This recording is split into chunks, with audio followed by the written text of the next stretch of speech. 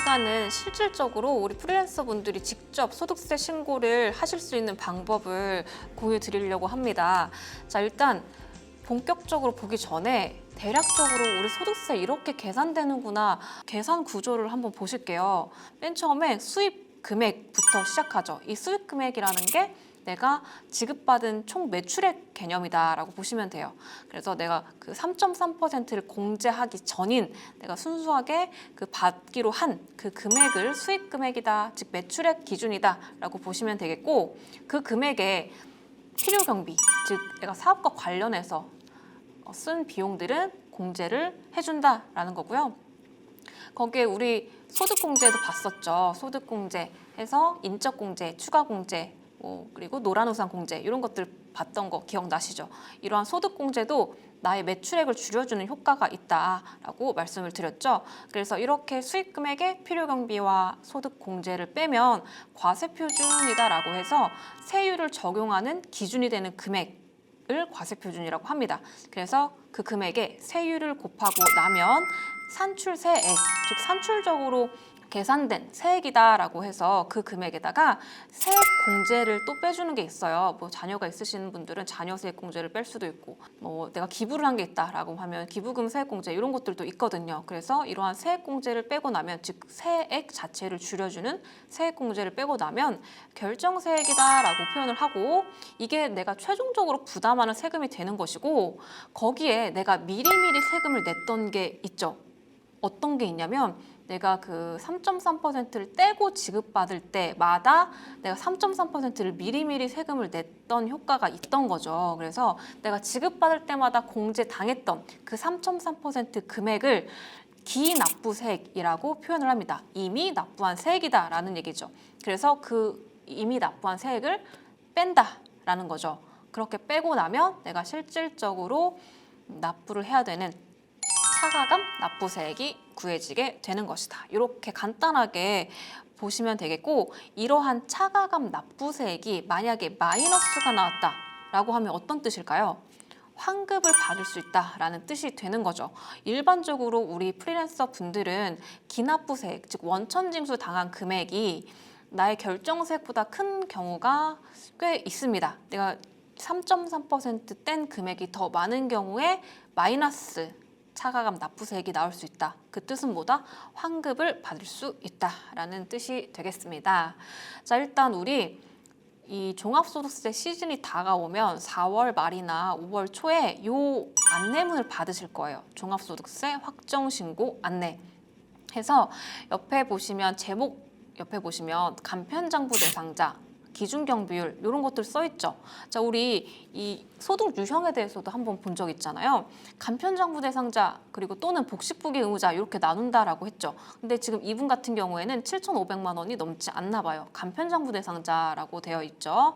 자, 그리고 그 뒤에 기준경비율이라고 되어 있다. 자, 이런 경우에 추계로 하면 유리하다, 불리하다? 불리하다. 내가 단순경비율일 때 추계로 하면 유리한 것이지, 기준경비율이다? 그러면 추계로 하시면 굉장히 세금 많이 나온다라고 말씀드렸죠. 그래서 그렇게 내가 유형이 어떤 것인지 파악을 제목에서부터 하실 수가 있다라는 거고요. 자, 그래서 기장 의무, 나의 기장 의무가 뭐가 해당되는지 이런 것들을 다 이제 안내문으로 나온다라는 거죠. 그래서 이렇게 우편물로 받아보시는 경우가 있고, 우편물로 받지 못했다. 나 우편물로 받지 않았으니까 세금 신고 안 해도 되나? 라고 하시는 분들도 있어요. 나 안내문 받은 거 없는데? 그럼 신고 안 해도 되나? 아니죠. 내가 안내문 받지 못했다라고 하더라도 홈택스에 로그인 하시면 이 안내문 조회하실 수가 있거든요. 그래서 반드시 따로 우편 받지 못했더라도 꼭 이 부분 챙겨주셔야 되겠습니다. 그래서 이 안내문 보시면 내가 그동안 1년 동안 열심히 일해서 원천징수 당한 금액이 얼마인지, 그리고 얼마를 받았는지, 어떤 업체에 돈을 받았는지가 다 나오게 되어 있어요. 그래서 나의 매출 금액은 내가 피할래야 피할 수가 없다라고 보시면 되겠고요. 자, 이게 바로 이 홈택스 화면이죠. 여러분들 홈택스 로그인 하시면 요즘에는 공인인증서뿐만 아니고 뭐 카카오톡으로 로그인 하실 수도 있고 여러 가지 방법으로 로그인 하실 수가 있어요. 그래서 그렇게 로그인 본인 인증을 하시고 나면 이 화면이 보이죠. 그래서 그 가장 위에 화면 보시면 조회 발급, 민원 증명, 신청 제출, 그 옆에 신고 납부라는 이 상단 메뉴 보이시죠? 그래서 그 신고 납부라는 상단 메뉴로 일단 들어가시면 이 화면이 떠요. 거기에 뭐 부가세, 종합소득세 등등 여러 가지 세목이 나와 있는데 그 중에서도 종합소득세 메뉴를 선택해 주시면 되겠죠. 자, 이 메뉴 들어가시면 이 화면상에서도 보이시죠? 종합소득세 신고하기 그 밑에 종합소득세 신고 도움 서비스라는 그 메뉴 보이시죠? 요거를 클릭하시면 아까 보여드렸던 그 안내문에 나와 있던 사항들을 다 확인하실 수가 있습니다. 내가 어떤 유형인지, 어떤 의무가 있는지, 그리고 나의 수익 금액과 원천징수 당한 금액이 얼마인지 다 나오게 됩니다. 그래서 그거를 참고하시면 되겠고요. 자, 그것을 일단 첫 번째로 보신 다음에 종합소득세 신고하기 메뉴로 들어가 주시면 되겠죠. 자, 그 메뉴 들어가시면 이 화면이 떠요. 자, 우리 단순경비율 추계 신고 시라는 그 메뉴가 첫 번째 보이시죠? 그래서 말 그대로 내가 안내문을 봤더니 단순경비율에 해당한다. 자, 그러면 뭐가 유리하다? 추계 신고가 유리하다. 그런 경우가 굉장히 많다라고 했죠.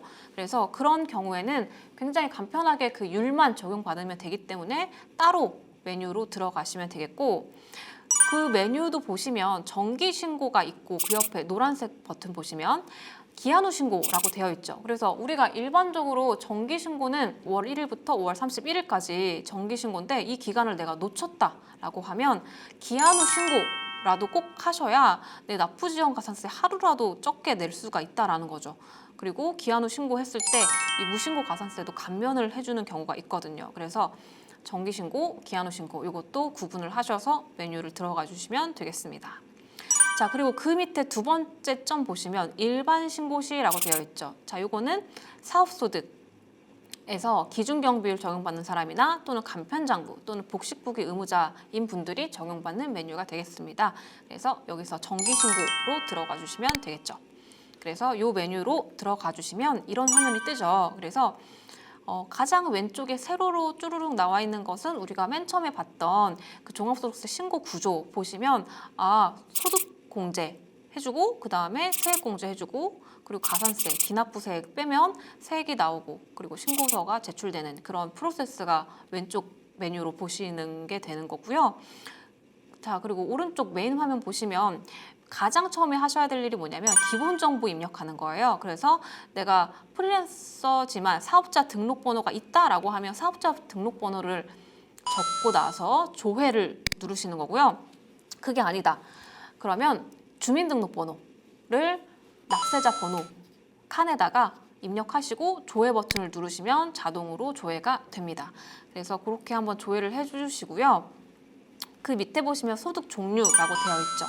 자, 내가 사업소득인데 따로 부동산 임대소득도 있다라고 하면 부동산 임대업의 사업소득 체크해 주시고요. 그 옆에 부동산 임대업 이외의 사업소득을 체크해 주시면 되겠죠. 그래서 일반적으로 우리 프리랜서 소득은 부동산 임대업 이외의 사업소득 요거가 해당되는 것이고 또 내가 근로소득, 내가 투잡을 하고 있다. 회사를 다니면서 프리랜서 활동도 하고 계시는 분들도 있죠. 그러면 근로소득도 체크를 해주시면 되겠습니다. 그래서 이런 식으로 소득의 종류를 구분을 하셔가지고 선택을 해주시면 되겠다라는 것이고요. 자, 그렇게 해서 이제 다음 화면을 보게 되면 업종 코드라고 되어 있죠. 이 업종 코드도 여러분들 안내문에 보시면 다 나와 있어요. 내가 소득을 지급받은 업체별로 업종 코드가 각각 나와 있기 때문에 그 금액별로 업종 코드 입력하셔가지고 그대로 안내문에 나와 있는 거 그대로 보시면 되겠고 그 밑에 기장 의무라고 되어 있죠. 이것도 간편인지 복식부기인지 이것도 내가 안내문대로 선택을 해주시면 되고 신고 유형도 마찬가지로 단순 경비율인지 기준 경비율인지 이런 것들 다 그대로 체크를 해주시면 되겠습니다.